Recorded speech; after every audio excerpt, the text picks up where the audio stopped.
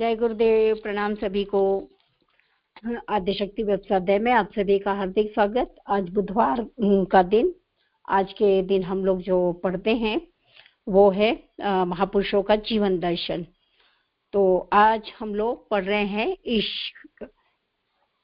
रहे हैं सुधार तथा परोपकार के देवदूत ईश्वर चंद विद्यासागर। बहुत ही सुंदर उनका नाम है, ईश्वर चंद विद्यासागर। ईश्वर यानी वो शक्ति, परम शक्ति, सर्वोच्च शक्ति, प्रभु, सक्षम, मालिक, स्वामी, जो भी कह सकते हैं। और विद्यासागर ज्ञान के सागर। तो जो ज्ञान के सागर का ज्ञाता है, मालिक है, स्वामी है, वो है विद्यासागर। तो आज बहुत ही सुंदर इनके जीवन दर्शन को हम लोग जानेंगे परम पूज्य गुरुदेव के दृष्टिकोण से। पेज नंबर 25 के लास्ट पैराग्राफ से पढ़ेंगे हम लोग आज। तो आइए आज के स्वाध्याय का शुभारंभ उससे पूर्व गुरु सत्ता के दिव्य संरक्षण में दिव्य शक्ति धाराओं का आह्वान करते हैं। ओम गुरुर्ब्रह्मा गुरुर्विष्णु गुरुरेव महेश्वरः गुरुरेव परब्रह्मा तस्मै श्री गुरुवे नमः। अखण्डमण्डलाकारं व्याप्तं येन चराचरं तत्पदं दर्शितं येन तस्मै श्री गुरुवे नमः। मातृवत् लालित्री च पितृवत् मार्गदर्शिका नमोस्तु गुरुसत्तायै श्रद्धा प्रज्ञायुता जया। ओम श्री गुरुवे नमः। आवाहयामि स्थापयामि ध्यायामि वेदमाता विश्वमाता देवमाता का आह्वान। ओम आयातु वरदे देवी त्रयक्षरे ब्रह्मवादिनी गायत्री छन्दसां मातः ब्रह्मयोने नमोस्तुते। ओम श्री गायत्रै नमः। आवाहयामि स्थापयामि ध्यायामि। ओम स्तुता मया वरदा वेदमाता प्रचोदयन्तां पावमानि द्विजानाम् आयुः प्राणं प्रजां पशुं कीर्तिं द्रविणं ब्रह्मवचसं मह्यं दत्वा व्रजत ब्रह्मलोकम्। आवाहित देव शक्तियों को नमस्कार करेंगे, भाव बनाइएगा। ओम नमो स्तवनन्ताय सहस्रमूर्ते सहस्रपादाय शिशिरोरुबाहवे सहस्रनाम्ने पुरुषाय शाश्वते सहस्रकोटियुगधारिणे नमः। सहस्रकोटियुगधारिणे नमः। एक साथ एक स्वर में गायत्री महामंत्र। ओम भूर्भुवः स्वः तत्सवितुर्वरेण्यं भर्गो देवस्य धीमहि धियो यो नः प्रचोदयात्। प्रणाम सभी को। रंजना दीदी, हम लोग पढ़ भी सकते हैं क्योंकि कोई है नहीं तो शायद पूरा बाइंड अप। जी दीदी, कोई है भी नहीं है, वही हम देख रहे हैं। तो इंदिरा दीदी ले लीजिए, पढ़ लीजिए। हाँ जी दीदी, बहुत सुंदर दीदी। हम लोग आज पढ़ रहे हैं ईश्वर चंद विद्यासागर जी के बारे में। जो भी हमें गुरुदेव बताने जा रहे हैं उसको हम लोग सुनेंगे। रूढ़िवादी समाज की प्रतिक्रिया का अनुमान लगाने के लिए सबसे प्रथम उन्होंने यह ग्रंथ अपने पुरातन पंथी पिता को दिखलाया। ग्रंथ को आद्योपांत पढ़कर ठाकुरदास का ज्ञान दूर हो गया और वे विद्यासागर के आंदोलन से सहमत हो गए। विद्यासागर को विश्वास हो गया कि उनका यह ग्रंथ पुरातन पंथियों का अज्ञान दूर करने में सफल होगा। अतः उन्होंने उसे प्रकाशित कराकर समाज में प्रचारित कर दिया। साथ ही उसकी व्याख्या करने तथा अन्य प्रकार का आवश्यक प्रचार करने के लिए वामा बोधिनी नाम की पत्रिका भी निकाली। ग्रंथ की जो प्रारंभिक प्रतिक्रिया होनी चाहिए थी वह पुरातन पंथियों पर हुई। चारों ओर से विद्यासागर पर आलोचना तथा अपशब्दों की बौछार होने लगे। धर्म के ठेकेदार बैठे अधर्म बुद्धि वाले लोग आकर उनको शासक के लिए घेरने और अलकाने लगे। बहुत से कट्टरपंथियों ने उन्हें मार डालने तक की धमकी भी दी थी, किंतु सिद्धार्थ संग्राम के आर्यवीर विद्यासागर जरा भी विचलित नहीं हुए। उन्होंने वामाबोधनी में सारे प्रश्नों का उत्तर दिया, लोगों के तर्क तथा निर्देशों का समाधान किया और झगड़े पर उतारू लोगों को अपने साहस चतुष्बल से पराभूत कर दिया। तो बहुत ही सुंदर यहाँ पर हमें बताया जा रहा है कि कैसे उन्होंने ग्रंथ निकाला, वामाबोधनी तथा एक अन्य ग्रंथ, तो उनको ये था कि समाज सुधार का कार्य ये दोनों ग्रंथ करेंगे। और पर होता है समाज में, जो भी हम लोग अच्छा प्रचारित करते हैं, अच्छा निकालते हैं, तो उसके जो कट्टर लोग होते हैं वो उसकी आलोचना जरूर करते हैं। तो यहाँ पर भी वामाबोधनी जो हमारा ग्रंथ निकला या अन्य ग्रंथ निकला, उन दोनों पर हमारी यही प्रतिक्रिया हुई। पर ईश्वर विद्यासागर जिसको कहते हैं, वो बिल्कुल भी हारे नहीं और उन्होंने सारे जो क्वेश्चन थे जो कट्टरपंथियों के, उन्होंने उनका समाधान कर दिया। इस प्रकार एक लंबे समय तक उस सब सुधार का विरोध और निंदा होती रही, किंतु फिर भी धीरे धीरे आवेग तथा आवेश उतर जाने पर लोगों ने शांत चित्त, ठंडे मस्तिष्क तथा निष्पक्ष बुद्धि से विचार करने पर पाया कि विधवा विवाह न केवल शास्त्र सम्मत है, बल्कि समाज के उन्नति और विकास के लिए वह एक अनिवार्य आवश्यकता। विचारों में मोड़ आती जिस प्रकार पहले विरोध की बाढ़ आई थी, अब उसके समर्थन का प्रवाह बह चला। सत्य के विजयी लोग विधवा विवाह से सहमत ही नहीं होने लगे, बल्कि विधवा विवाह करने भी लगे। ईश्वरचंद विद्यासागर ने अनेक सुधार का व्यावहारिक दृष्टांत समाज के सम्मुख प्रस्तुत करते हुए स्वयं अपने लड़के का विवाह एक विधवा से किया, साथ ही एक दो ने सैकड़ों विधवा विवाह अपने हाथों से कराए।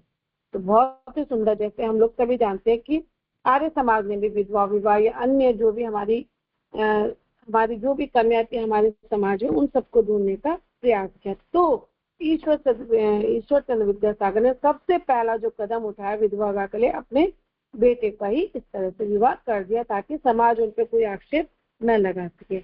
अनंतर उन्होंने इसे वैधानिक रूप दिलाने के लिए सरकार पर दबाव डालना शुरू किया। इसके लिए उन्होंने राज्यसभा में बिल पेश कराए, आंदोलन कराए, जनमत का समर्थन सरकार के पास भिजवाया। इस प्रकार के प्रयत्नों द्वारा विद्यासागर ने सरकार को सहमत कर लिया। अंत में जुलाई सन 1856 में विधवा विवाह को वैध माने जाने का कानून पास हो गया, जिससे न केवल विधवाओं के सुधार की संभावनाएं ही स्थायी हो गई, बल्कि उनका उत्तराधिकार भी सुरक्षित हो गया। विधवा विवाह का आंदोलन किनारे तक पहुंचाकर विद्यासागर ने समाज की दूसरी बुराई बहु विवाह की ओर ध्यान दिया। उसे मिटाने के लिए तन मन धन से वे पूरी तरह लग गया। उन दिनों अपने को कुलीन कहलाने वाले लोग एक पत्नी के रहते हुए दूसरी पत्नी रख लेना बड़ी बात नहीं समझते थे, वरन 4-4, 6 विवाह भी कर लेते थे। उन दिनों बंगाल में जिसके जितने अधिक विवाह हो जाते थे वह उतना ही अधिक कुलीन और बड़ा आदमी माना जाता था। कुलीनता की दम्भ दूषित बुद्धि वाले लोग ढलती आयु में भी 4 से यहाँ तक कि 10-10, 20-20 वधुएं लाकर घर में बिठा देते थे। एक और बूढ़ा बाप अनेक नवोड़ा पत्नियां लाके रख लेता था और उनके घर में जीवन यापन किया करता था। उसी घर में दूसरी ओर उनकी तरुण विधवा लड़की एक भिक्षुणी की भांति यातना सहन करती हुई जीवन काटती रहती थी। समाज की यह दुर्गति देखकर विद्यासागर मन ही मन दुखी होते और इन कलंकनीय बहुविधा प्रथा को नष्ट करने के लिए उपाय सोचा करते थे। बहुत ही अद्भुत यहाँ पर बताया जा रहा है कि विधवा विवाह के साथ साथ जो उस समय व्याप्त बहुपत्नी एक प्रथा थी, उसके लिए उन्होंने पुनः कार्य करना प्रारंभ किया। सबसे पहले सरकार का ध्यान उन्होंने इस अन्याय की ओर आकर्षित करने के लिए बहुविवाहों का विवरण इकट्ठा करने के लिए बंगाल का दौरा किया और बहुविवाह करने वालों के नाम, आयु और उनकी विवाहितों की संख्या इकट्ठी करनी शुरू की। उनके विवरण के आधार पर एक विद्वान ने अपनी पुस्तक में आंकड़े देते हुए लिखा, यद्यपि बहुविवाह प्रथा सारी हिंदू जाति में फैली हुई है, पर इसका पूर्ण रूप आपको बंगाल में ही देखने को मिलेगा। हुगली जिले में एक कुलीन ब्राह्मण के हिस्से में 11 से अधिक स्त्रियों का औसत पड़ता है। बहुत ही अद्भुत बात है कि एक ब्राह्मण के एक व्यक्ति के अंडर में समझ लो 11 स्त्री। बहुत ही अद्भुत भैया। इसका मतलब तो यह है कि कम और ज्यादा दोनों ही हो सकती है।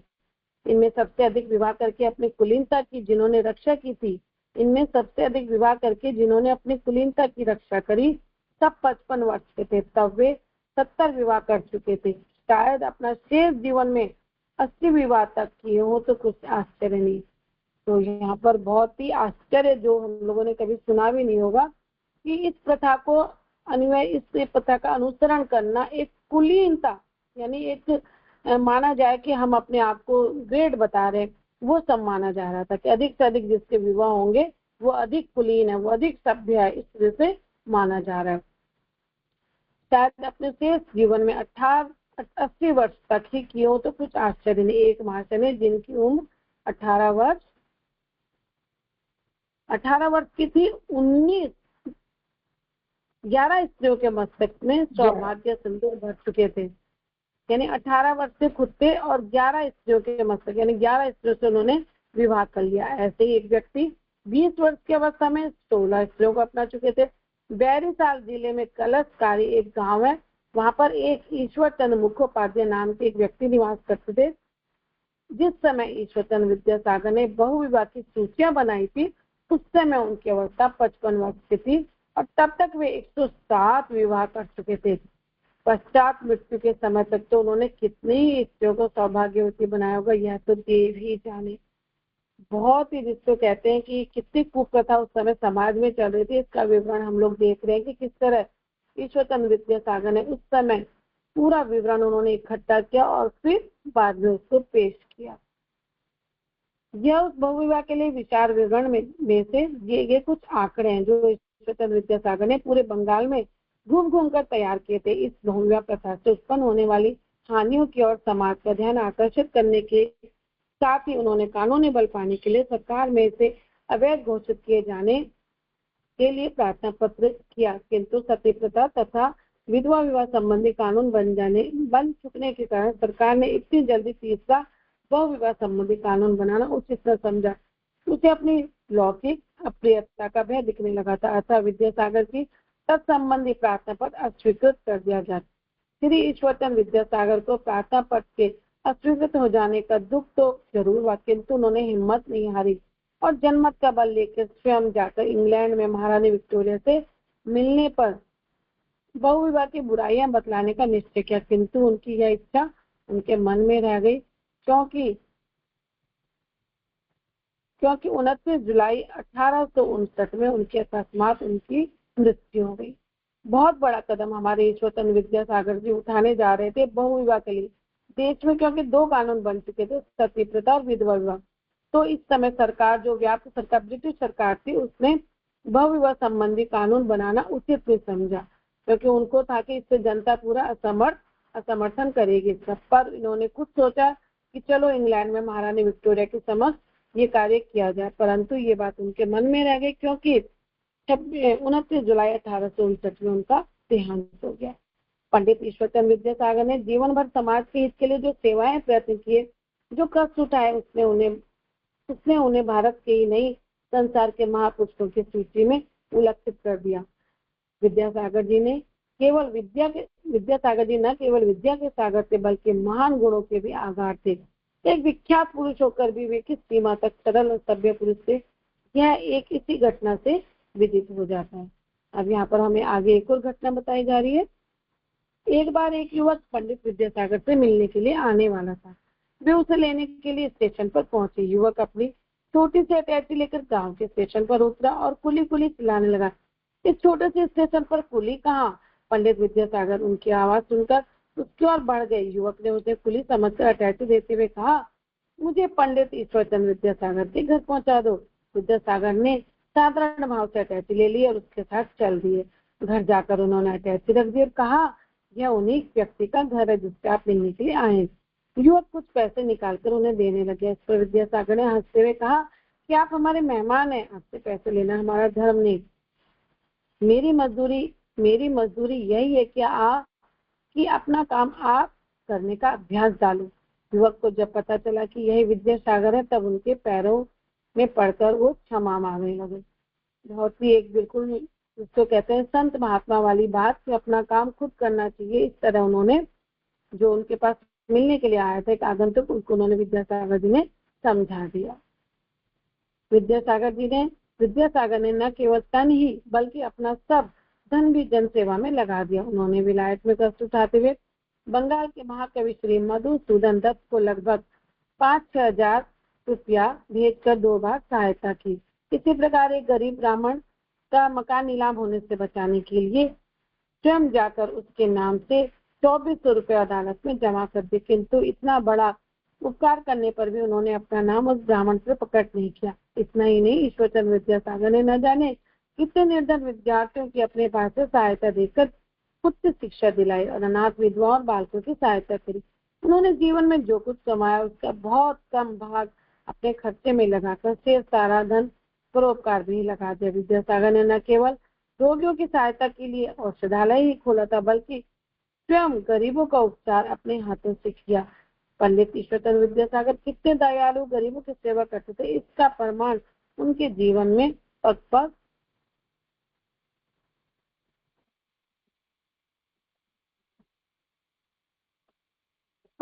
पाए जाते हैं। जब भी वे कभी कभी किसी बुढ़िया को बोझ ले जाते हुए देखते तो रुककर उनका भार अपने सिर पे रख लेते थे और गंतव्य स्थान तक पहुंचा दिए करते। जिस समय विद्यासागर जी जिला विद्यालय निरीक्षक थे और गवर्नर जनरल के पास उठने बैठने की उन्हें स्वतंत्रता थी, उस समय की एक घटना है कि एक दिन मेहतर सवेरे सवेरे उनके पास दौड़ता हुआ आया और बोला, पंडित जी मेरी पत्नी बहुत बीमार है, कृपया चलकर उसे देख लीजिए। पंडित ईश्वरचंद्र विद्यासागर ने उन्हीं कपड़ों से तुरंत उसे मोटर पर लेकर चल दिए। पत्नी को देखकर उन्होंने दवा दी और जब तक वह भली चंगी न हो गई शाम तक उसकी सेवा में बैठे रहे। ऐसे समाज सेवी दिन हितैषी व्यक्ति संसार से जाने के बाद अमरता का लाभ प्राप्त करते हैं। बहुत ही सुंदर। हम लोग कहते हैं ना अमरता किसको कहते हैं? अमरता यही है, जो अभी हम परोपकार का कार्य करते हैं, किसी की सेवा करते हैं, तो हमारे मरने के बाद हम याद नहीं किए जाएंगे, बल्कि जो हमने परोपकारी की वो याद की जाएगी और उसके माध्यम से हम याद किए जाएंगे। तो यहाँ पर ये बहुत सुंदर घटनाएं हमें बताई जा रही है।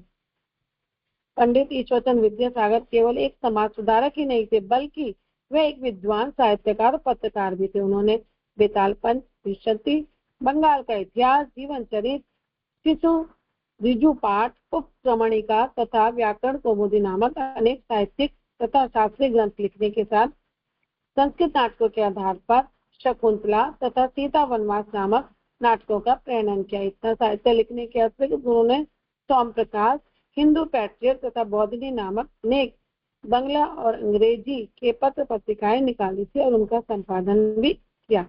तो हम लोगों ने अब तक जाना कि ईश्वरचंद्र विद्यासागर के लिए समाज सुधारक ही नहीं थे, बल्कि बहुत अच्छे लेखक, साहित्यकार, पत्रकार थे।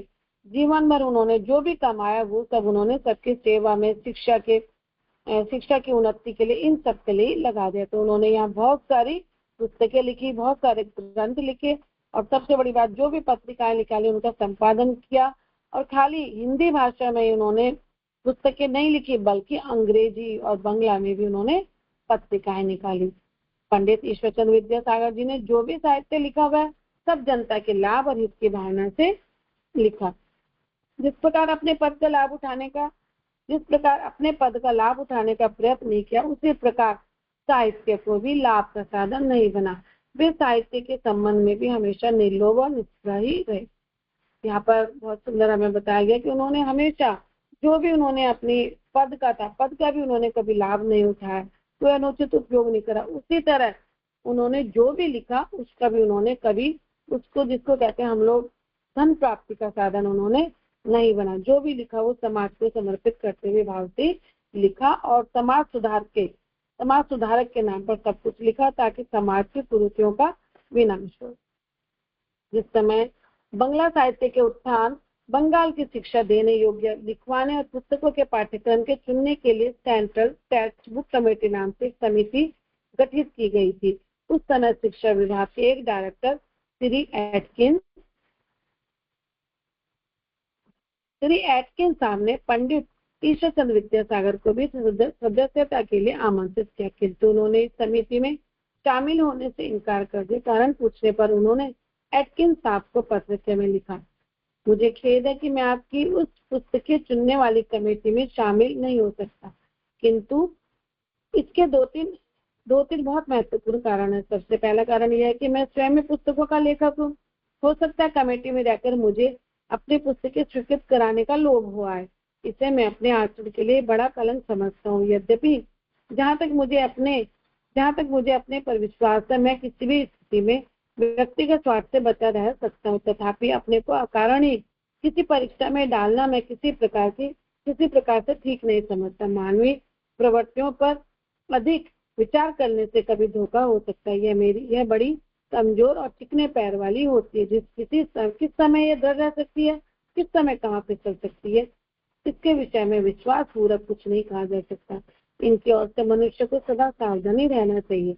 उन सब अनेक सावधानियों में से एक सावधानी यह भी है कि अपने पर विश्वास होने पर भी अकारण अपने को किसी परीक्षा में न डालना चाहिए। तो यहाँ पर मानवीय प्रवृत्तियों के बारे में बताया जा रहा है कि इंसान कभी भी, जिसको हम लोग कहते हैं, कभी भी बहस करता है।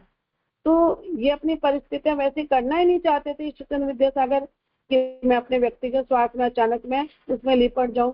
तो उन्होंने यही बताया कि मैं हमेशा, मेरा जो जीवन का उद्देश्य यही है कि मैं व्यक्तिगत स्वार्थ से ऊपर रहूं, और इस कारण अपने को किसी ऐसी परीक्षा में नहीं डालना चाहता कि मैं स्वयं ही अपने आप को सर्वश्रेष्ठ बता दूं। इस कारण उन्होंने पुस्तकें चुनने वाली कमेटी में उन्होंने भाग लेना मना कर दिया।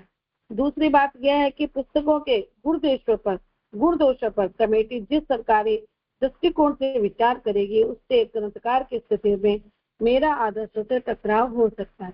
दूसरी बात यह है कि पुस्तकों के गुण-दोषों पर कमेटी जिस सरकारी दृष्टिकोण से विचार करेगी, उससे एक ग्रंथकार की स्थिति में मेरा आदर्शों से टकराव हो सकता है। ग्रंथकार अपने विचार से ग्रंथ लिखता है, किंतु सरकारी समिति उसे अपने विचारों पर तोलेगी।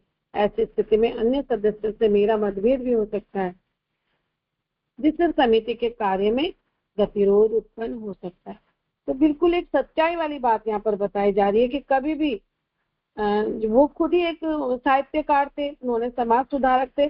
तो यदि हम इस कमेटी में पार्टिसिपेट, उन्होंने कहा यदि मैं इसमें भाग ले लेता हूँ तो हो सकता है कि मेरा जो दृष्टिकोण लिखने का रहा वो अलग रहा, और आपका जो उसमें जज करने का तरीका है वो अलग रहेगा। इस तरह जो कमेटी जो यदि कुछ निर्धारण करती है, कुछ पुस्तक के बारे में कोई भी सरकारी दृष्टिकोण वो देती है, तो मेरा भी उसमें मतभेद हो सकता है। इस कारण वो यही कहना चाह रहे हैं कि जब मैं खुद एक ग्रंथकार हूँ, साहित्यकार हूँ, तो मेरे आदर्श और बताने वाले के आदर्शों में टकराव हो सकता है। तीसरी समिति में रहने से मेरे लिखे ग्रंथों पर समिति अपनी स्वतंत्र और निष्पक्ष राय नहीं दे सकती।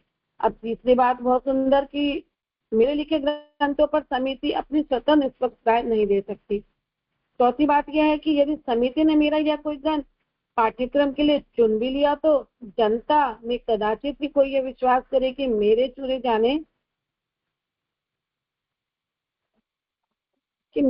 जाने के लिए अपने ग्रंथ की सिफारिश नहीं की अथवा किसी अन्य प्रकार से अपना प्रभाव प्रयोग नहीं किया। इस प्रकार का मैं अपने पर लेने के लिए किसी भी तरह तैयार नहीं हूँ। इसलिए यदि मेरे और समिति दोनों के हित में है, इसलिए यही मेरे और समिति के दोनों के हित में है कि मैं आपके उस कमेटी में शामिल न हूँ। आशा है कि आप मेरे इस स्पष्टीकरण के प्रकाश में अनुरोध न मान सकने के लिए क्षमा करेंगे। तो यहाँ पर बहुत ही सुंदर हमें बताया गया कि किस तरह उनके विचार थे कि उन्होंने कभी भी स्वयं के लिए लोभ नहीं किया।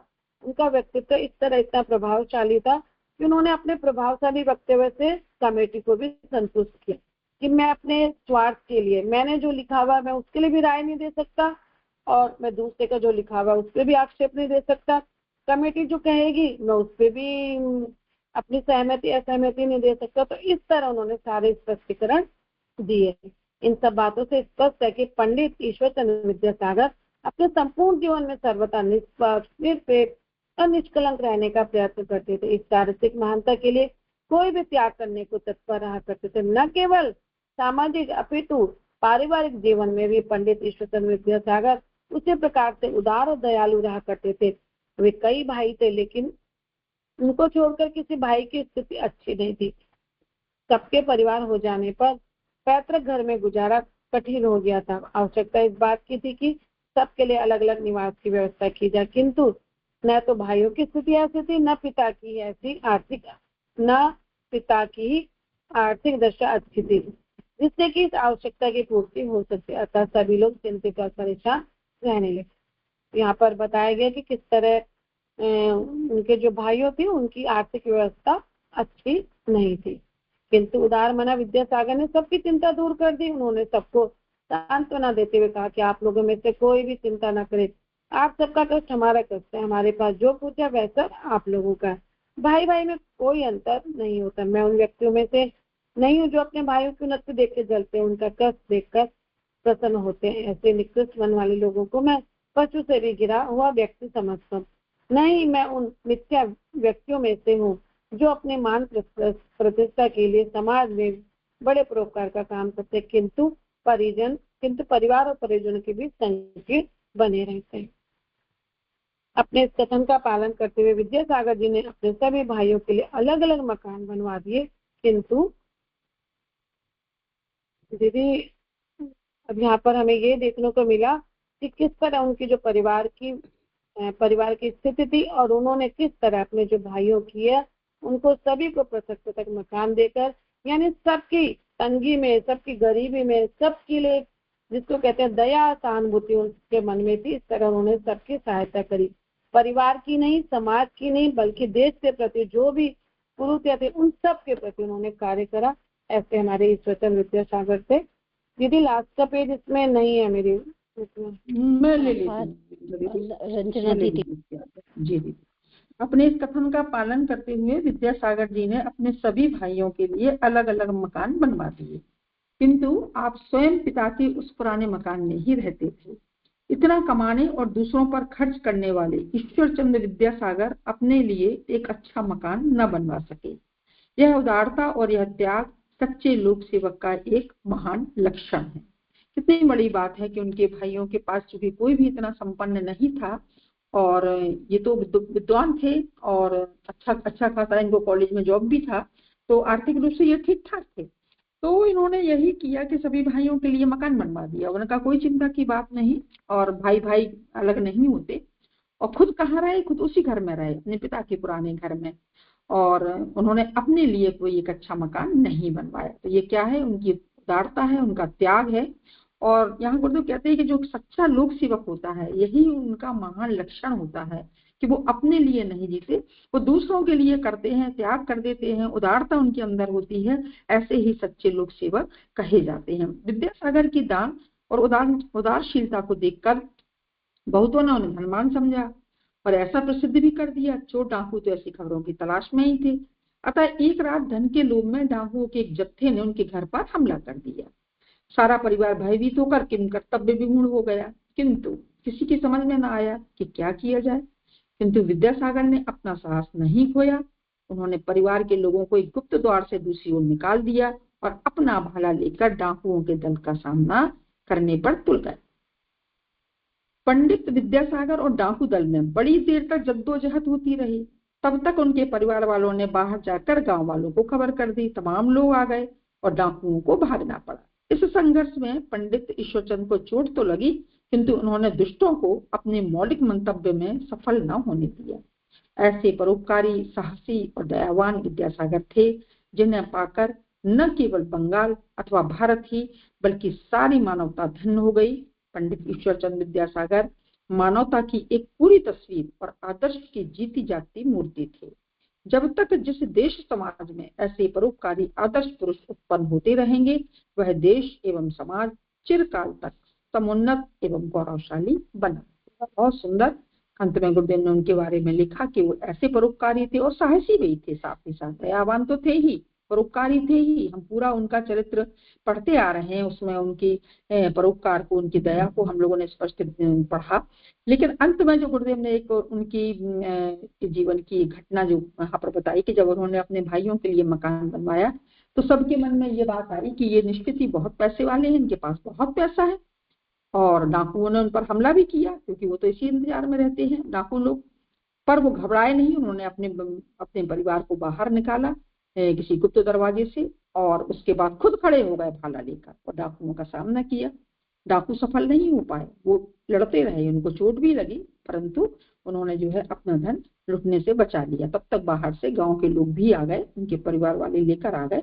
तो ये विवेक, ये साहस उनका जो है वो भी बना रहा। तो दयावान के साथ साथ परोपकारी भी थे और परोपकार के साथ साथ वो साहसी थे। थे। जय गुरुदेव, प्रणाम सभी को। जी जी।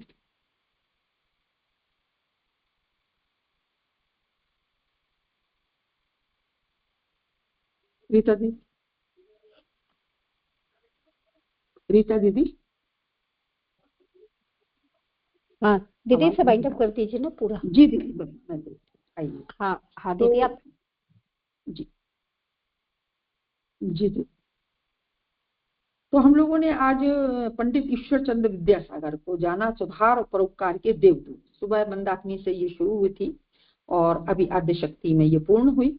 तो यहाँ सबसे पहली बात तो ये स्पष्ट हुई कि ईश्वर विद्यासागर जो थे वो बहुत ही गरीब थे। इतने गरीब थे कि कई बार तो भूखे प्यासे कलकत्ता की सड़कों पर वो घूमा करते थे। और उनके पिता भी बहुत गरीब थे, यानी भोजन के लिए भी उनके पास पैसा नहीं था, इतने अधिक गरीब थे। पर इतनी गरीबी होने के बाद भी जो चूंकि ईश्वर चंद्र विद्यासागर जी थे वो काफी विद्वान थे, कहना चाहिए वो काफी इंटेलिजेंट थे। और उनको जो है अपनी योग्यता को वो कितना भी छुपाएं पर वो छुपा नहीं पा रहे थे, निर्धनता उसमें आड़े नहीं आ रही थी, कर्मठ थे और सारी चुनौतियों को वो स्वीकार करते चले जा रहे थे। तो यहाँ गुरुदेव स्पष्ट करते हैं कि गरीबी हर कोई समझता है कि वो गरीब है तो ये अभिशाप है, पर ऐसा नहीं है। जो कर्मठ होता है, जो परिश्रमी होता है, वो अपनी इस गरीबी को ही अपनी ताकत बना लेता है, अपने स्वाभिमान को। और वो जो है उसको स्वाभिमान समझता है और उसको स्वीकार करता है कि समाज में जो ईश्वर ने चुनौतियां दी हैं उन चुनौतियों को वो स्वीकार करेगा और कठिन कार्य करते हुए वो आगे बढ़ता ही चला जाता है। तो ऐसा ही था पंडित ईश्वर चंद्र विद्यासागर का। उन्होंने अपना अध्ययन जारी रखा और वो जो है गरीबी को उन्होंने चुनौती मान लिया। उनके अंदर धैर्य था, संतोष था। इसी के साथ उन्होंने गांव की पाठशाला में प्रवेश लिया। वहां से उन्होंने पढ़ाई, जितनी वहां शिक्षा थी उतनी कक्षाएं पास करी।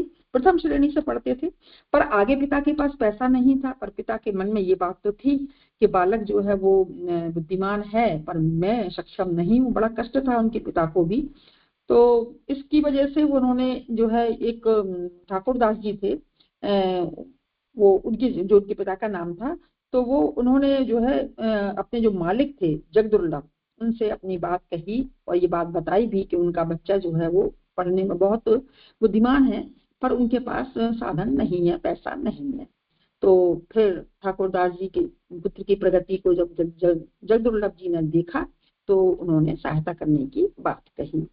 तो वो जो है तुरंत गांव आए और शिवचंद्र को साथ लेकर कलकत्ता चल दिए। उन्होंने कलकत्ता आने की बात करी थी, पैसा नहीं था, 20 किलोमीटर उनको पैदल चलना था। दोनों पिता पुत्र पैदल चलते रहे।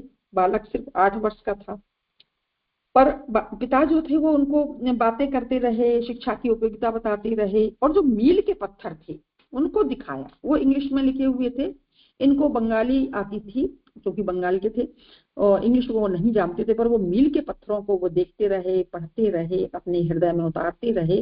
तो इस तरीके से अंग्रेजी के जो अंक थे वो भी उनके मस्तिष्क में अंकित हो गए, क्योंकि उनके अंदर ग्रहणशीलता बहुत अधिक थी। और जब वो वहां पर पहुंचे कलकत्ता में, और जब वहां से पूछा गया, उनसे पूछा कि आपको कौन सी भाषा आती है, उन्होंने बताया बंगाली। और उन्होंने कहा क्या है, अंग्रेजी भी मैं थोड़ी बहुत पढ़ लेता हूँ। तो उन्होंने जब अंक का जोड़ करने को कहा तो उन्होंने जोड़ दिया और ये बात बताई कि मील के पत्थर से वो ये सीखे हैं। तो वो समझ गया था कि जो है ये बहुत ग्रहणशील है और इस पर कोई भी प्रयास किया जाएगा वो व्यर्थ नहीं। तो इस तरीके से उनका बचपन गुजरा और वो अपने छोटे छोटे भाई बहनों को भी पढ़ाते थे, खाना भी बनाते थे। दीपक का ये तेल खत्म हो जाता था तो सड़क पर जाकर पढ़ते थे, स्ट्रीट लाइट से वो पढ़ते थे। कुल मिलाकर उनके अंदर जो परिश्रम था और जो लगन थी वो हमेशा उनके सामने आई और हमेशा वो उत्तम श्रेणी में पास होते चले गए।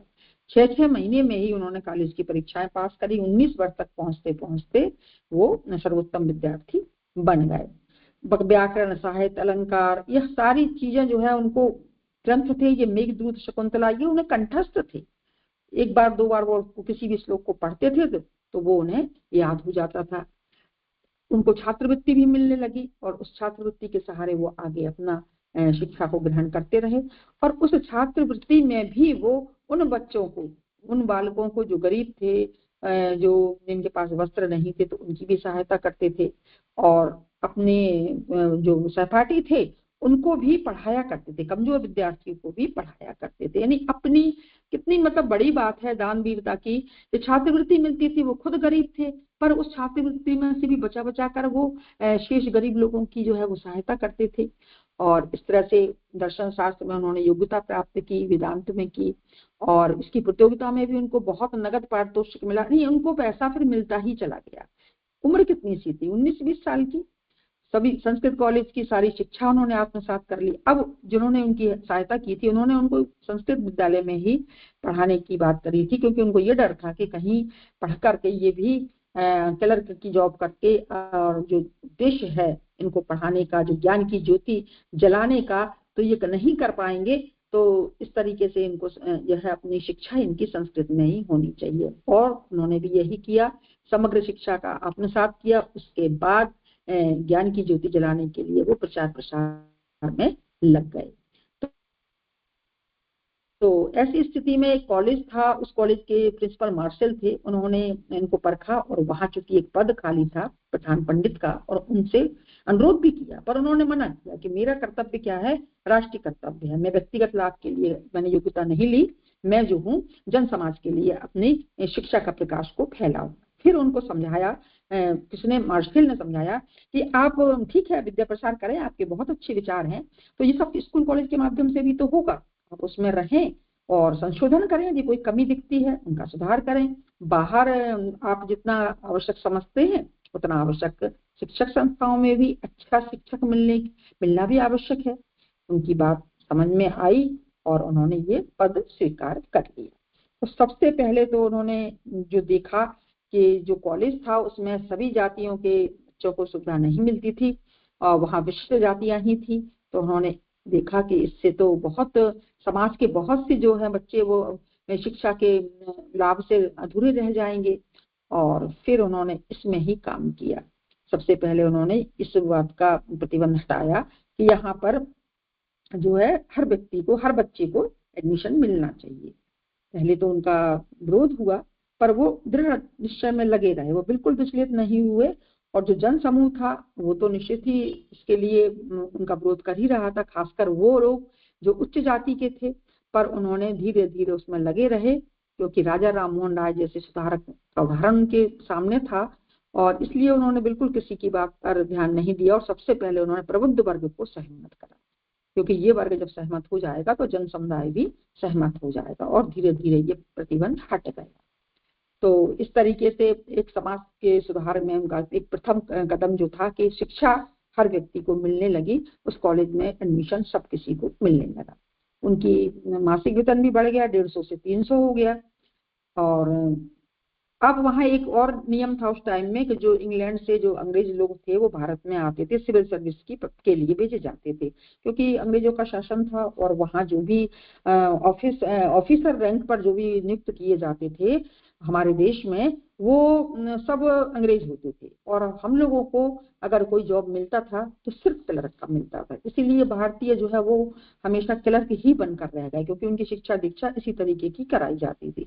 पर उन लोगों को क्या था कि यहाँ आकर एक नियम था कि हिंदी पढ़ना और उसकी परीक्षा पास करना आवश्यक हो जाएगा अंग्रेज लोगों का, और वो लोग चूंकि हिंदी में कमजोर होते थे तो बड़ा मुश्किल पड़ता था, कई लोग अनुत्तीर्ण भी हो जाते थे। ऐसे समय में उनके जो प्रिंसिपल थे, उन्होंने मार्शल साहब जिन्होंने उनको जॉब दिया था, उन्होंने कहा कि भाई अंग्रेजी परीक्षार्थियों के साथ रियायत कर लेनी, उन्होंने सिफारिश करी। पर इन्होंने कहा कि नहीं, यदि ऐसा है तो ये प्रतिबंध ही बंद कर दो, मैं तो सिद्धांतवादी व्यक्ति हूँ और मैं ये कार्य नहीं करूंगा, इससे तो अव्यवस्था फैलेगी। यदि आपको ऐसा करना है तो किसी सिद्धांतहीन व्यक्ति को नियुक्त कर लो। फिर वो शांत हो गए, क्योंकि इनकी विद्वता तो वो समझते ही थे, और फिर उन्होंने ऐसा कोई प्रस्ताव नहीं रखा। वो निर्भीक थे, वो अपनी बात को बड़े अच्छे से कह सकते थे और अपनी कर्तव्यता से वो विमुख नहीं होते थे। संस्कृत का अखंड ज्ञान था, लेकिन अंग्रेजी में थोड़ी प्रॉब्लम आती थी, उन्हें अंग्रेजी नहीं पढ़े थे, तो उसके लिए उन्होंने एक अध्यापक को नियुक्त किया, राजनारायण गुप्त, और उससे उन्होंने अंग्रेजी को भी सीखा। फिर उन्होंने देखा कि जो संस्कृत का व्याकरण है वो काफी कठिन होती है और हर किसी को पढ़ना आसान नहीं होता है, तो फिर उन्होंने इसके व्याकरण को भी, इसका भी सरलीकरण किया, एक जो है उसका फिर नवीनीकरण किया, और इससे क्या हुआ, उत्क्रमण का लोगों को जो है वो प्रस्तुत की, उन्होंने लिखी इसको। इनकी व्याकरण बहुत लोकप्रिय हुई, सभी लोग सरलता पूर्वक संस्कृत को सीख पाए, उसको देखकर, उसको समझकर। तो ये भी एक उनका काम रहा। दूसरी बात, उस समय जब नए गवर्नर लॉर्ड हार्डिंग कलकत्ता के फोर्ट विलियम का निरीक्षण करने आए, तो उनसे विद्यासागर का परिचय भी कराया गया, उनकी योग्यता भी प्रकट हुई उनके सामने, और ये भी बताया गया कि भाई इनके अंदर व्यक्तिगत और समाज सेवा का गुण है, ये बहुत विद्वान है। सारे लोग तो गवर्नर की जीवा चोरी कर रहे थे। निश्चित ही होता है, जैसा कि कोई बड़ा व्यक्ति आता है तो सब उनके आगे पीछे उनकी जो है चमचागिरी में लग जाते हैं, पर विद्यासागर कौन थे, वो तो निर्भीक थे, उनको कुछ फर्क नहीं पड़ने वाला कि आप बहुत बड़े पद पर हैं क्या हैं। उन्होंने जो है नॉर्मल अपनी बात करी, और उन्होंने यही बात बताई कि भारतीय लोग अपनी भाषा के प्रति उदासीन हो रहे हैं, और इससे यहाँ की संस्कृति और सभ्यता पर बुरा प्रभाव पड़ रहा है, तो यहाँ संस्कृत पढ़े व्यक्तियों की उपेक्षा नहीं करना चाहिए, ऐसा उन्होंने प्रस्ताव रखा।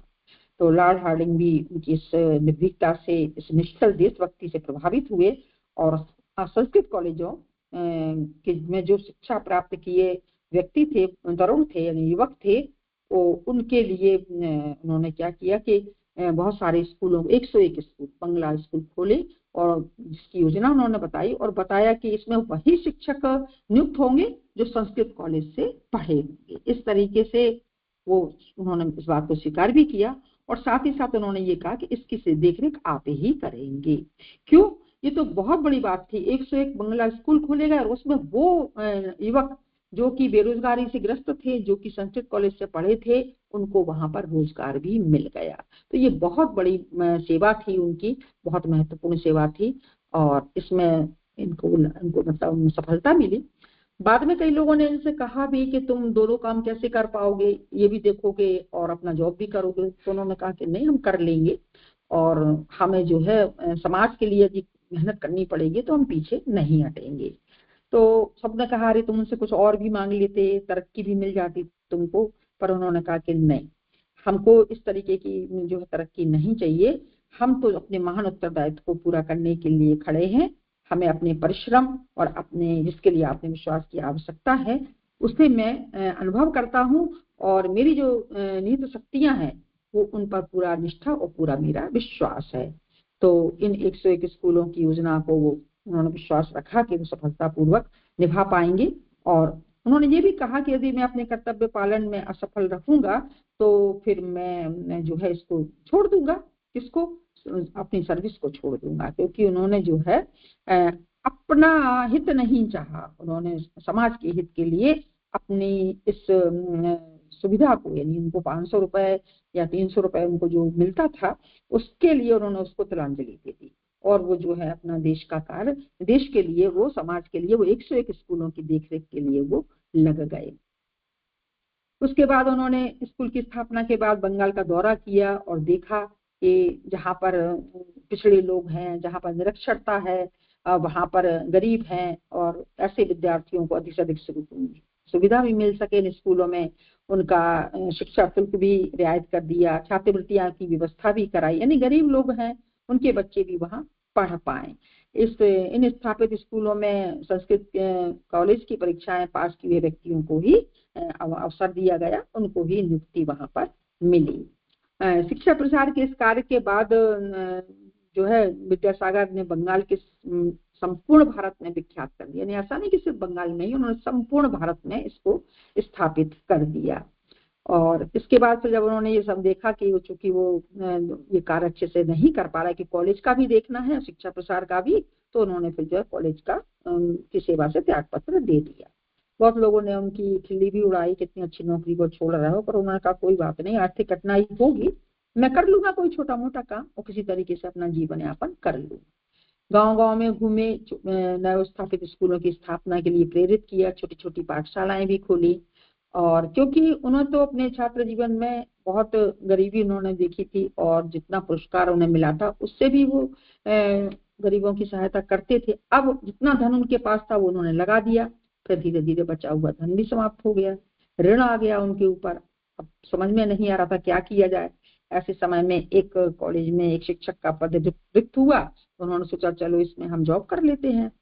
पर तभी कोई उनके मित्र थे, उनको आवश्यकता थी, उन्होंने अपनी बात रखी कि मुझे ये जॉब मिल जाए तो मेरा जीवन यापन हो जाए।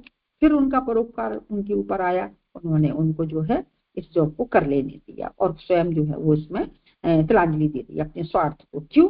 मानव जीवन की सार्थकता इसी में है, ऐसा वो हमेशा सोचते रहे। अब इसके बाद संस्कृत कॉलेज में जो है एक मंत्री पद का भी निर्माण किया गया। अब ईश्वर भी ना कहीं ऐसे लोगों के लिए योजनाएं बनाकर रखता है। उन्होंने अपने स्वार्थ को छोड़ दिया, निस्वार्थ भाव से दूसरों को जॉब दे दी, जबकि उनको बहुत जरूरी था। ऐसी स्थिति में फिर क्या हुआ कि संस्कृत कॉलेज में एक पद निकला मंत्री का, उसके लिए वो इन्हें दे दिया गया और इनका पारिश्रमिक पहले 150 था, फिर 300 कर दिया गया। इस तरह से फिर से इनका कार्य चलने लगा, फिर 500 कर दिया गया। खुद का वही था उनका अंगरखा, मार्किन की धोती और पैर में साधारण चप्पल, बस यही थी उनकी वेशभूषा। सादा जीवन, उच्च विचार वाला। कितना भी पैसा उन्हें मिलता रहा, पर फिर उन्होंने कभी भी अपना जीवन इस तरीके से नहीं जिया कि भौतिकता में वो लीन रहे हों। विद्यालय के जो निरीक्षक के पद का भी उन्होंने जो उपयोग किया वो यही किया कि शिक्षा का प्रचार प्रसार एक ही उनका था। फिर उन्होंने बालिका विद्यालय भी खोले लॉर्ड हार्डिंग्स की प्रभाव में लाकर, और बालिका विद्यालय खुल तो गए पर उस समय में कोई अपनी बच्चियों को भेजना नहीं चाहता था, तो उन्होंने अपने ही घर की बच्चियों का एडमिशन कराया और फिर बार बार इसकी बात बताई कि बालिकाओं को पढ़ाना कितना आवश्यक है। तो इस तरीके से वो जो है उनका एक ही कार्य था कि स्त्री पुरुषों को ज्ञान की उन्नति करना। उन्होंने कहा था कि मैं अंतिम समय दिन तक भी अपने जीवन के ये कार्य में करता चला जाऊंगा। अब बालिका विद्यालय भी चलने लगे, उन्होंने अपनी माँ के नाम से विद्यालय खोला। अब ये सब तो शिक्षा के लिए कार्य करने के बाद एक और समस्या थी बंगाल में। 2 अभिशाप थे बहुत भयंकर, एक तो था वृद्ध विवाह और दूसरा था बहु विवाह। यानी उस समय बहु विवाह का चलन था, और बहु विवाह ऐसे कि व्यक्ति वृद्ध हो जाता था, उसके बाद भी 10-10, 20-20 लड़कियों से विवाह करते थे। 80 वर्ष का जो है वो पुरुष होता था और लड़कियां जो है वो 18-20 साल की, 15 साल की। तब क्या होता था, यदि वो व्यक्ति जब मरता था, मरना तो है ही क्योंकि वृद्ध हो रहा है, तो 20-20, 25-25 नारियां जो है वो विधवा हो जाती थी। ऐसी स्थिति में फिर वहां का विधवाओं के साथ बड़ा अत्याचार होता था, उनका सिर मुड़ा दिया, उनको किसी जो है अच्छे पूजा अनुष्ठानों में, विवाह कार्य में उनसे वंचित किया जाता था। तो ऐसी स्थिति में उन लोगों की बड़ी दयनीय दशा होती थी। या तो उन्हें तीर्थ स्थलों पर छोड़ देते थे, या जो है वो यमुना जी में ढकेल देते थे, गंगा यमुना में, यानी उनको डुबो देते थे, और या फिर उनको छोड़ दिया जाता था भीख मांगने के लिए। और कभी कभी वो ऐसे दुष्ट लोगों के हत्थे चढ़ जाती थी जो कि वेश्यावृत्ति को बढ़ावा देती थी। तो इस तरीके का जो समाज था बड़ा विकृत था। विद्यासागर के मन में इनके लिए वेदना आई और उन्होंने इनका सुधार करने की बात सोची। इसी बीच उनके जीवन में एक घटना घटी, बहुत मार्मिक घटना थी। एक वृद्ध विद्वान थे प्रभुचंद्र वाचस्पति। ये इन्होंने ईश्वर चंद्र को वेदांत की शिक्षा दी थी और वो उन्हें बहुत आदर करते थे, उन्हें अपने पिता की तरह मानते थे, वो भी इन्हें पुत्र के वक्त मानते थे। उनकी पत्नी को मरे कई साल हो गए थे। किसी ने वो बहुत वृद्ध हो गए थे, पर किसी ने उनके मन में ये दुर्विचार डाल दिया कि तुम विवाह कर लो, क्योंकि उस समय का तो चलन था। और जाने कैसे उनके मन में ये भाव आ गया, स्वार्थी बन गए और उन्होंने जो एक बालिका का जीवन नष्ट करने की दुर्विसंधि कर ली। पर विद्यासागर से तो अनुमति लेना थी। उन्होंने उनसे कहा भी विद्यासागर से कि मेरे हाथ पैर काम नहीं करते, तुम कहो तो मैं शादी कर लूं, बुढ़ापे में आराम रहेगा। उनको बड़ा दुख हुआ और उन्होंने कहा कि तुम ऐसा को विचार कैसे आया, मैं आपको पिता तुल्य मानता हूं, पर मैं आपको ये राय नहीं दूंगा। पर वो तो नहीं माने, उनके ऊपर तो चूंकि बिहाई सवार हो चुकी थी और उन्होंने जो है विवाह कर लिया एक गरीब ब्राह्मण की सुंदर कन्या से। विद्यासागर उनके घर नहीं जाना चाहते तो उन्होंने बोल दिया था आज के बाद कभी नहीं आऊंगा, पर जो है वाचस्पति ने उन्हें शपथ दी तो उनकी पत्नी के दर्शन करने पहुंचे। वहां देखा उन्होंने एक बाल वधू को, बड़ा दुखी हुए वो, पर वो गुरु पत्नी के नाते उनके पास 2 रुपए रखकर वो आंसू बहाकर वहां से चले गए। उन्होंने उनके घर का जल भी ग्रहण नहीं किया। वही था जो होना था। कुछ दिन बाद वाचस्पति दुनिया छोड़कर चले गए। अब वो छोटी सी बालिका जो कि वैधव्य का दोष लगाकर संसार में अकेली रह गई। बस वहां से एक विचार उनके मन में आया, विधवा विवाह, विधवाओं का उद्धार करना। और इस बात से जो है वो उनके मन में ज्वार उठता चला गया और उन्होंने इस पर कार्य करना शुरू किया। उन्होंने पहले शास्त्रों का अध्ययन किया कि हमारे धर्म शास्त्रों में ऐसा कोई वो तो नहीं है निषेध, पर कहीं कोई निषेध नहीं था। उसके बाद उन्होंने जो है दीदी बंद कर दीजिए जल्दी से, स्वाति दीदी भी हमारे साथ। जी दीदी बस खत्म ही है। उसके बाद उन्होंने जो है वो एक ग्रंथ लिखा, उसमें ये सारी घटनाएं लिखी और अपने पिता को दिखाने के बाद उन्होंने इसमें कार्य करना शुरू कर दिया। बामा बोधनी नाम की उन्होंने पत्रिका निकाली, उसी में सारा कुछ करा। अब लोगों ने बहुत इनका जो है वो किया विरोध, क्योंकि ये तो बहुत बड़ी बात थी विधवा विवाह। इसके लिए सबसे पहले उन्होंने अपने घर से कदम उठाया, अपने बेटे का विवाह किया और बहु विवाह के लिए भी उन्होंने बहुत आंकड़े इकट्ठे किए। 55 वर्ष की उम्र में 107 विवाह कर चुका था। वहां के लोग इसको बड़ा अच्छा मानते थे, कुलीनता मानते थे। तो ये दो जो कुरीतियां थी उनको उन्होंने नष्ट किया और आगे उनकी जो विधवा विवाह की जो स्वीकृति थी, सरकार से उनको अनुमति लेनी थी, वो लेना चाहते थे पर नहीं ले पाए और 1891 में उनकी मृत्यु हो गई। तो जीवन भर उन्होंने जो है समाज के हित में काम किया और उनकी बहुत सी ये दृष्टांत हैं। एक स्टेशन वाली जो घटना है ये हम सब लोग कई बार पढ़ चुके होंगे कि कुली बनकर वो खुद ही उनका सामान उठाकर अपने घर ले गए और ये संदेश दिया कि अपना कार्य हमें स्वयं करना चाहिए। इस तरीके से सब कुछ उन्होंने जो है समाज के लिए लगाया और वो एक समाज सुधारक ही नहीं थे, साहित्यकार भी थे। उन्होंने बहुत से साहित्यों की रचना की और हिंदी में भी लिखा, बंगाली में भी लिखा, संस्कृत में भी लिखा। इस तरीके से उन्होंने बहुत से साहित्य लिखे और जो भी साहित्य लिखे वो जनसाधारण की हित की भावना से ही लिखे। और एक बार उनको जो है पुस्तक चुनने की कमेटी में जब शामिल करने की बात आई तो उन्होंने इनकार कर दिया। उन्होंने स्पष्ट किया कि जो है मेरे भी इसमें ग्रंथ है, व्यक्ति ये सोचेगा कि मैंने सिफारिश की होगी इसलिए मुझे आप इस कमेटी में मत रखें, ये ईमानदारी की बात नहीं होगी। तो इस तरीके से उन्होंने अपने जीवन पर कभी भी कलंक नहीं लगने दिया और अपने भाइयों को भी चूंकि अलग अलग घर बनवा के दिया पर खुद उसी घर में रहे, पुराने घर में। तो ये थी उनकी दानशीलता, उदारता और अंत में डाकुओं से लड़ते हुए वो साहस भी उनका स्पष्ट हुआ। गुरुदेव अंत में ये की बात कहते हैं कि यदि ईश्वर चंद्र विद्यासागर जैसी मानवता जो है वो हमारे देश में आ जाए तो ऐसे देश जो है वो चिरकाल तक समुन्नत और गौरवशाली बने रहेंगे। ये बहुत बड़े आदर्श पुरुष थे जिन्होंने कि अपना पूरा जीवन देश की जो है वो कुरीतियों को हटाने में और शिक्षा का प्रसार फैलाने में, विद्या का प्रसार फैलाने में जन जन तक अपना जीवन आहूत कर दिया। जय गुरुदेव, प्रणाम सर। बहुत बहुत धन्यवाद दीदी, बहुत सुंदर पूरा जीवन दर्शन, बहुत ही सुंदर हमने गुरुदेव के दृष्टिकोण से जाना इनका। आदरणीय स्वाति दीदी से निवेदन करूंगी, दीदी आप अपने विचार रखिए। बहुत अच्छे से उसको स्पष्ट किया। मैं एक छोटा सा इसको वीडियो में कन्वर्ट करती हूँ फाइल को। दीदी पुस्तक का नाम क्या बताया गुरुदेव ने, टाइटल क्या देते हैं? ईश्वर चंद्र विद्यासागर। नहीं, सुधार तथा परोपकार के, सुधार तथा परोपकार के देवदूत ईश्वर चंद्र विद्यासागर। हाँ, सिद्धांत ना, सुधार तथा परोपकार के देवदूत, सुधार तथा परोपकार के देवदूत। देखिए कितना मतलब टाइटल जब गुरुदेव देते हैं ना, ये हमारे लिए बहुत महत्वपूर्ण होता है। सुधार तथा परोपकार के देवदूत। आप लोग देख पा रहे होंगे, मैं लिख रही हूँ। जी दीदी। पंडित ईश्वर चंद्र विद्यासागर। पंडित ईश्वर चंद्र विद्यासागर, विद्या के सागर। इतनी बड़ी बात, नदी नहीं सागर। आज हमने इनके विषय में पढ़ा। परम पूज्य गुरुदेव को हम हृदय से धन्यवाद देते हैं कि गुरु सत्ता ने हमें इतने अच्छे से यह कार्य, यह सौभाग्य प्राप्त कराया। मैं जब सुन रही थी, दीदी बोल रही थी, आप सब लोग पढ़ रहे थे, बता रहे थे, तो सिद्धांतों के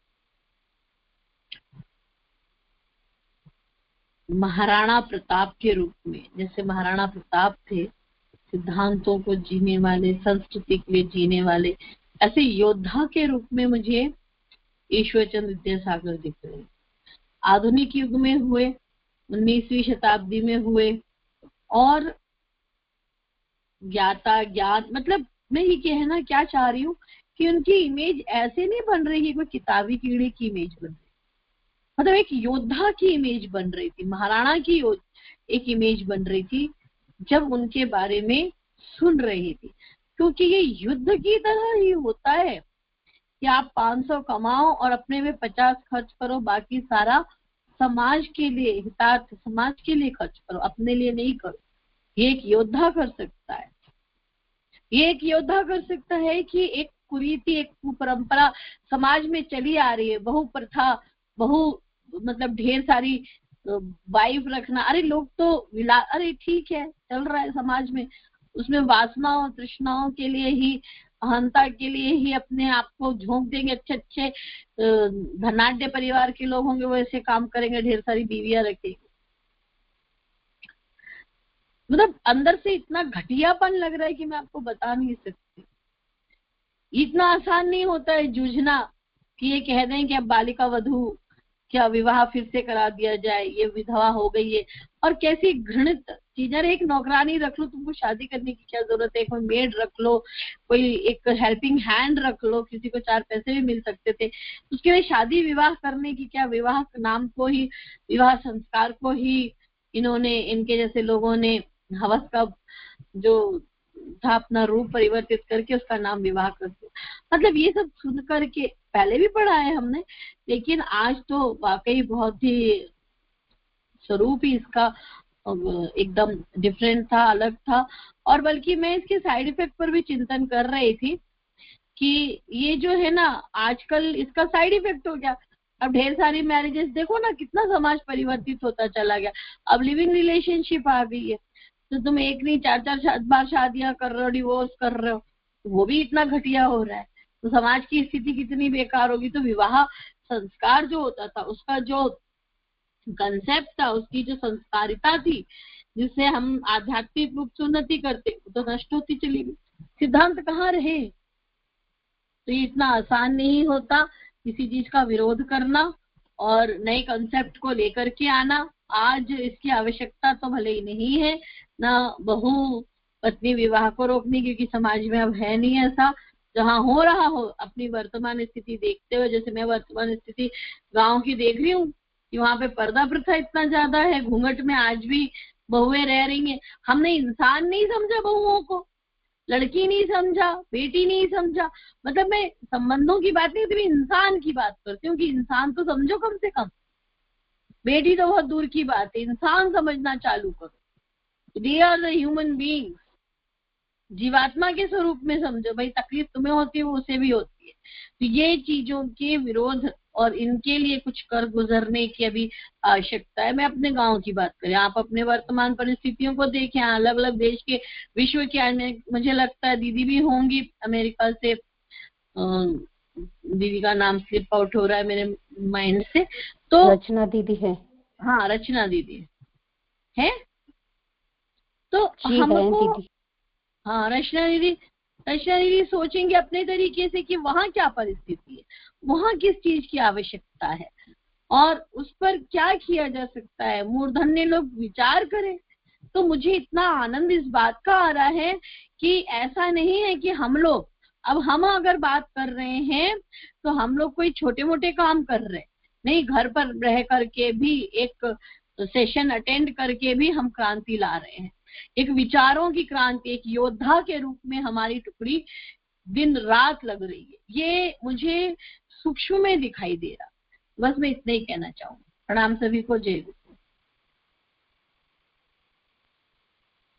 जी बहुत बहुत धन्यवाद दीदी। आ जाइए सभी लोग अपने विचारों के क्रम में, थोड़ा थोड़ा जो भी आपको समझ में आया आप लोग बोलिए। उस समय की व्यवस्था भी कितनी खराब थी ना दीदी। बंगाल में जो जितने भी महिलाएं जो थी बालिका वधू टाइप की, यानी छोटी छोटी उम्र में विडो हो जाती थी, तो उनके साथ बहुत ही गलत व्यवहार किया जाता था। यानी आज जो पढ़ा वो सुना, उससे ये लगा कि क्या दयनीय स्थिति बना के रखी थी बिल्कुल महिलाओं की।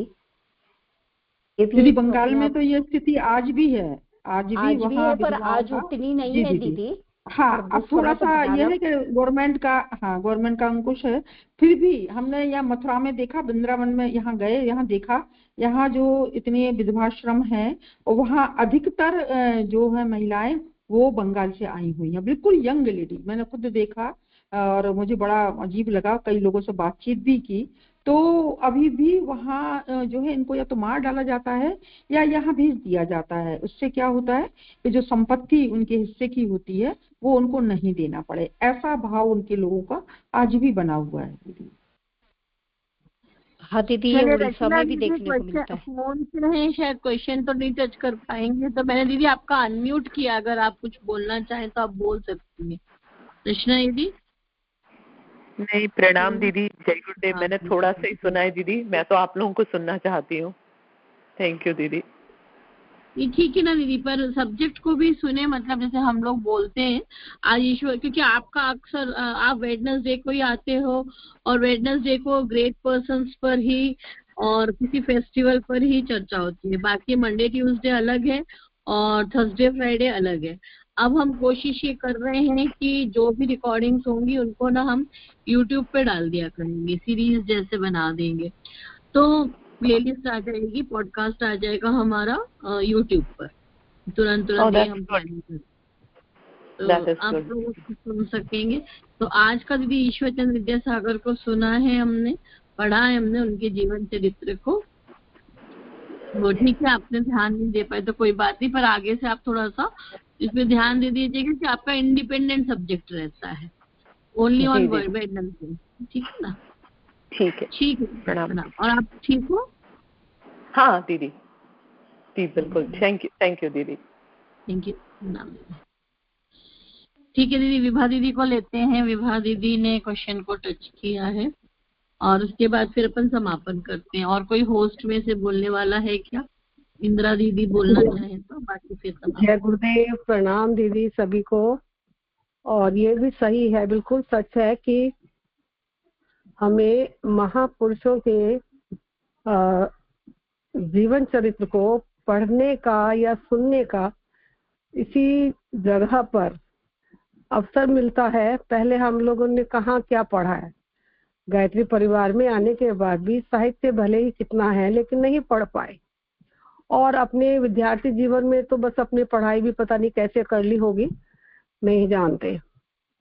तो ये बहुत अच्छा है, बड़े हम सौभाग्यशाली हैं और धन्य है दीदी जो ऐसे जीवन को लेकर आती हैं और गुरुदेव के दृष्टिकोण से हम लोग कुछ जान पाते हैं।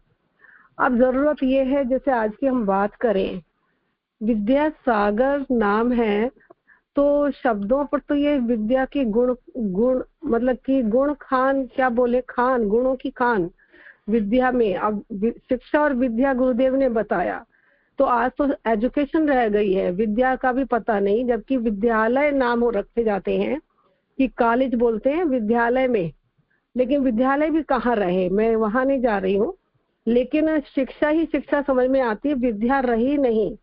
और यहाँ तो वो विद्या के गुणों की खान सागर वास्तव में जो हमने आज पढ़ा। एक छोटी सी चीज मुझे याद आ रही थी कि एक युवक, बहुत शॉर्ट में मैं अपनी बात पूरी करूंगी। एक युवक किसी शहर में गया और उसने ऊपर दुकान के ऊपर जो नाम लिखे होते हैं वो नाम पढ़ा उसने, नाम यही था ईश्वरचंद्र विद्यासागर। अब उसने जहाँ दुकान के अंदर गया तो उसने तो उस व्यक्ति को पहचान लिया, किसी दुकान में जो थे मालिक समझ लीजिए, लेकिन उनको प्रणाम भी किया और उनसे कहा कि आपने मुझे पहचाना कि नहीं पहचाना। तो फिर उसने पुरानी घटना बताई, कई वर्ष पुरानी, कि मैं छोटा सा था और इस तरह से आपने मेरी सहायता की थी और इस तरह से फिर मैं धीरे धीरे काम सीखा, काम बढ़ाया और आज मैं बड़े पर हूँ।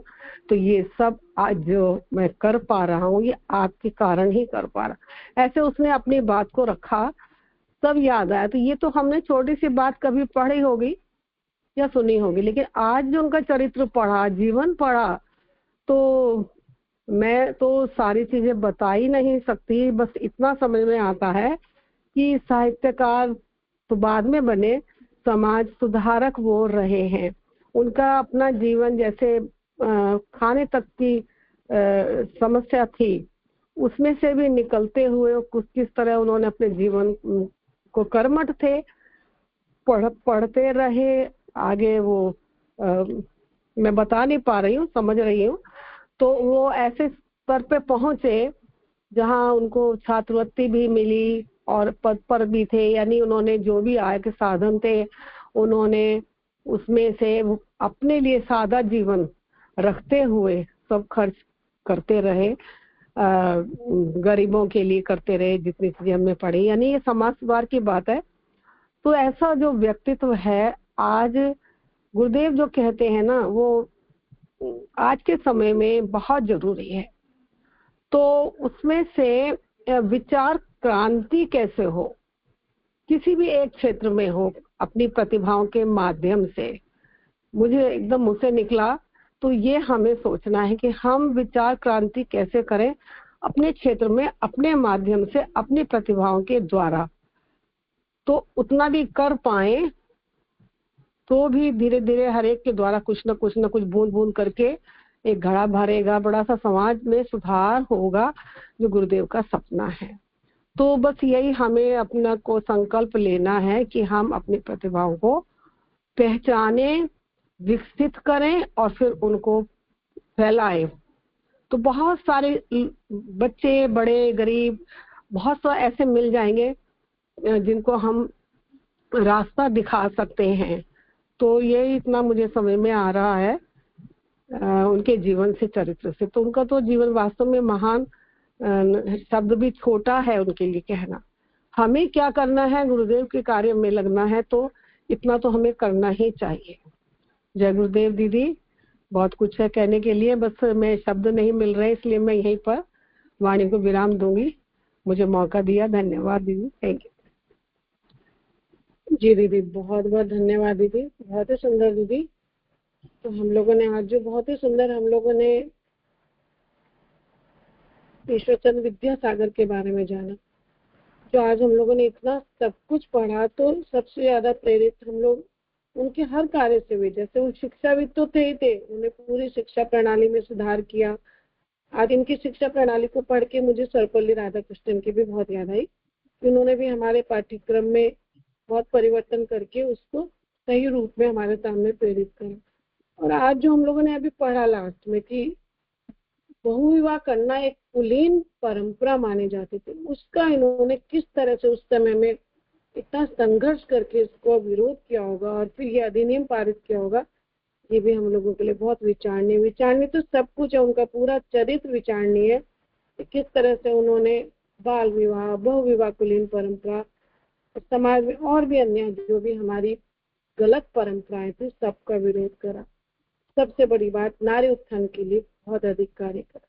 तो ऐसे महाशिक्षाविद, साहित्यकार, समाज सुधारक, परोपकारी संत को हम लोग सतत नमन करते हैं। अभी हमारे साथ वंदना जोशी दीदी, रिचा दीदी भी है। दीदी, आप लोग संक्षिप्त में अपने विचार दीजिएगा, तब हम आहुति के क्रम में आगे बढ़ेंगे। प्रणाम दीदी सभी को। और विद्यासागर जी का जो आज जो हमने पढ़ा है कि उन्होंने अपनी सारी पेंशन जो अपने भाइयों पे वो जो कुछ कर नहीं पा रहे थे, तो उनके लिए सारी उन्होंने व्यवस्था बनाई। मतलब वो जो मन में सोचते थे वो करते थे। तो जो करके पहले करने के बाद अमल करना बहुत बड़ी बात होती है। यही देखा, आज का विचार हमने सुना, ये चीज मुझे बहुत अच्छी लगी। और तो बाकी सब हमने सुना ही है, लेकिन ये चीज मुझे बहुत अच्छी लगी कि उन्होंने मतलब पहले उस चीज को अमल किया, कि जरा तनिक भी नहीं सोचा कि मैं कहाँ किस स्थिति में हूँ और ये लोग सब किस स्थिति में है। मतलब गरीब होकर आगे बढ़ने पर भी वो चीज वो भूले नहीं। जो अपनी गरीबी को नहीं भूलता है ना, वो हमेशा सरल रहता है। धन्यवाद दीदी, मैं इतना कहना चाहती हूँ। जी दीदी, बहुत बहुत धन्यवाद। जी रिचा दीदी, आप अपने विचार देते हुए दीदी गायत्री मंत्र की आहुति प्रारंभ कर दीजिएगा। और भी भाई बहन क्वेश्चन टच कर लें आहुति के क्रम में। जी दीदी। जय गुरुदेव, प्रणाम सभी को। दीदी मेरी आवाज आ रही? सभी को जी प्रणाम। दीदी। और आज का ईश्वरचंद विद्यासागर जी का जो जीवन चरित्र हमने जाना, आत्मसात किया, वह सचमुच हमें आगे हमारे जो युग निर्माण योजना है उसके लिए सदा प्रेरणाप्रद रहेगा। और यहाँ पर जो एक प्रसंग है उसकी चर्चा करना चाहूंगी कि जो विधवा विवाह वाला प्रसंग है उससे मुझे बहुत प्रेरणा मिली है। उसमें उन्हें अपनी गुरु की जो पुत्री थी, विधवा पुत्री थी, उसको देख करके उनके मन में संकल्प जगा और उसके लिए उन्होंने अपने ग्रंथों का, पुराणों का पहले अध्ययन किया।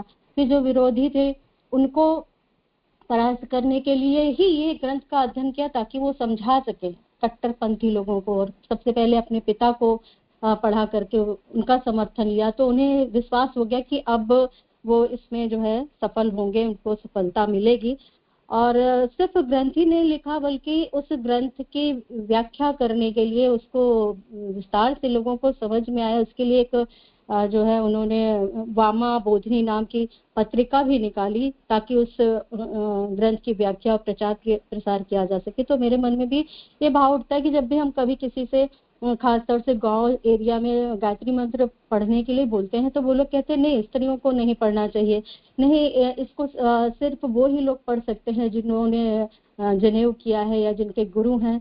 तो मन में ये विचार आता था कि जो गायत्री महाविज्ञान में है उसमें पूरा जो पोर्शन दिया हुआ है कि विभिन्न ग्रंथों का साक्ष्य देकर के कि यहाँ इस जगह ऐसे लिखा है, ऐसे लिखा है, कि कैसे साक्ष्य है वो कि हमारी पुरातन काल में हमारी जो महिलाएं हैं, जो स्त्रियां हैं, उनके लिए पूरी छूट थी इसको करने के लिए। तो मन में विचार था कि इसको एक छोटा सा लेख लिख करके हम इसको लोगों के बीच में रख सकते हैं, प्रस्तुत कर सकते हैं, लेकिन वो चीज हो नहीं पा रही थी। आज एकदम से अंतर से चेतना उमगी है और गुरुदेव से प्रार्थना है कि जरूर इस चीज को जो मैंने सोचा था मैं कर सकूं।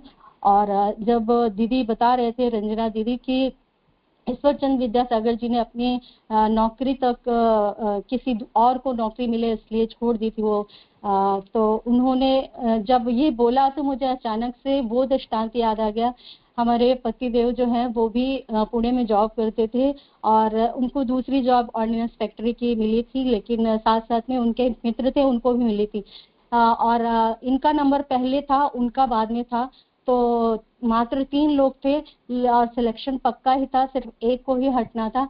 लेकिन उनको ये था कि जब श्रेष्ठी जी हैं तो हमारा सिलेक्शन नहीं होगा, क्योंकि उनकी रैंक भी थोड़ी कम थी। और उनको ये था कि अगर जो ये नहीं जाते हैं, ऑलरेडी कर रहे हैं जॉब, नहीं जाते हैं, तो हमें वो जॉब मिल जाएगी। फिर वो आए, क्योंकि हम लोगों को पता नहीं था कि किसका है, तो वो आए, उन्होंने बोला, रिक्वेस्ट करी ऐसे ऐसे कि यदि आप जाओगे तो पक्का मुझे नहीं मिलेगी लेकिन मेरे बाद वाले को मिल जाएगी। मेरे हस्बैंड ने वहां जाना उचित नहीं समझा, वो इंटरव्यू के लिए नहीं गए। तो मुझे बहुत अच्छा लगा, अपने आप पर मुझे थोड़ा गर्व भी हुआ कि ऐसे विचारधारा हमारे घर में भी हमारे पतिदेव की है। और समाज सेवा का जो जज्बा है वो कितना अच्छा महसूस होता है, अपने आप को भी लगता है कि हाँ, हमें इस सिर्फ जीवन चरित्र के को पढ़ना नहीं है बल्कि उसको आत्मसात भी करना है। इसी के साथ अपनी वाणी को विराम देना चाहूंगी। जैसा कि दीदी ने कहा, गायत्री महामंत्र का लेना है हमें, तो आइए हम सभी ने जो कुछ भी पढ़ा उसको अपने जीवन में आत्मसात कर सके, गुरु के दिखाए हुए पथ चिन्हों पर चल सके। इस हेतु सभी के उज्जवल भविष्य की कामना करते हुए गायत्री महामंत्र की आहुतियां एक साथ एक स्वर में प्रदान करें। ॐ भूर्भुवः स्वाहा तत्सवितुर्वरेण्यं भर्गो देवस्य धीमहि धियो यो नः प्रचोदयात् स्वाहा। इदं गायत्र्यै इदं न मम। ॐ भूर्भुवः स्वः तत्सवितुर्वरेण्यं भर्गो देवस्य धीमहि धियो यो नः प्रचोदयात् स्वाहा इदं गायत्र्यै इदं न मम ॐ भूर्भुवः स्वः तत्सवितुर्वरेण्यं भर्गो देवस्य धीमहि धियो यो नः प्रचोदयात् स्वाहा इदं गायत्र्यै इदं न मम महामृत्युंजय मंत्राहुति। सभी के उत्तम स्वास्थ्य हेतु तथा जिनका जन्म दिवस है उनके उज्जवल भविष्य हेतु, जिनका विवाह दिवस है उनके दाम्पत्य जीवन की सुखमय दाम्पत्य जीवन की कामना करते हुए सभी को जो भी देवात्माएं हैं उनके संरक्षण हेतु उनको दिव्य ऊर्जा प्राप्त हो, संपूर्ण विश्व में शांति हो, इस भाव से महामृत्युंजय मंत्र ध्यान करें। सजल श्रद्धा प्रखर प्रज्ञा पर हम बैठे हैं और एक दिव्य ऊर्जा हम सभी पर आच्छादित हो रही है। ओम त्र्यंबकं यजामहे सुगंधिं पुष्टिवर्धनम् उर्वारुकमिव बन्धनान् मृत्योर्मुक्षीयमामृतात् स्वाहा इदं महामृत्युंजय इदं न मम ॐ त्र्यंबकं यजामहे सुगंधिं पुष्टिवर्धनम् उर्वारुकमिव बन्धनान् मृत्योर्मुक्षीयमामृतात् स्वाहा इदं महामृत्युंजय इदं न मम ॐ त्र्यंबकं यजामहे सुगंधिं पुष्टिवर्धनम् उर्वारुकमिव बन्धनान् मृत्योर्मुक्षीयमामृतात् स्वाहा इदं महामृत्युंजय इदं न मम।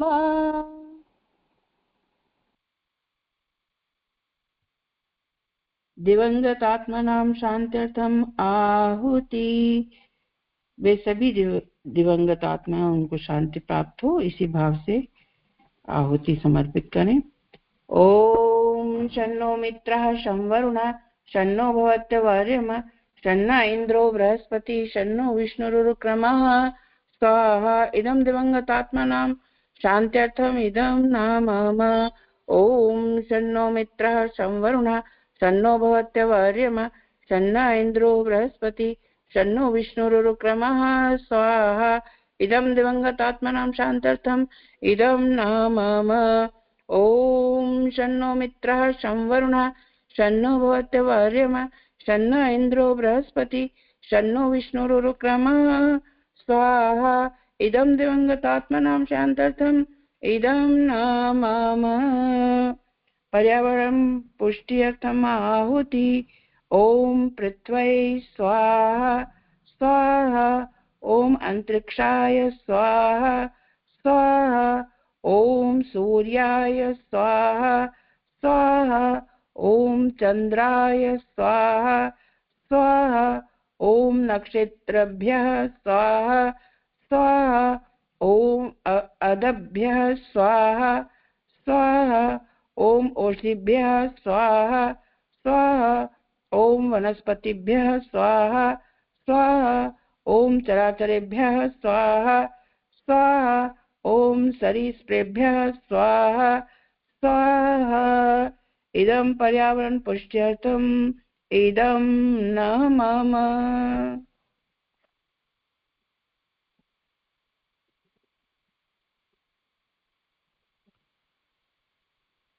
आज हमने ईश्वरचंद विद्यासागर के बारे में पूरा खंड स्वाध्याय किया।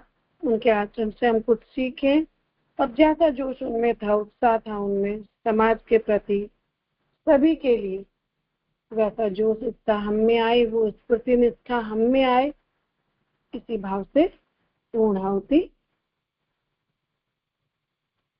ओम पूर्णमदः पूर्णमिदं पूर्णात् पूर्णमुदच्यते पूर्णस्य पूर्णमादाय पूर्णमेवावशिष्यते। ॐ पूर्णाद्रवि परापत् पुनराविन्द्रा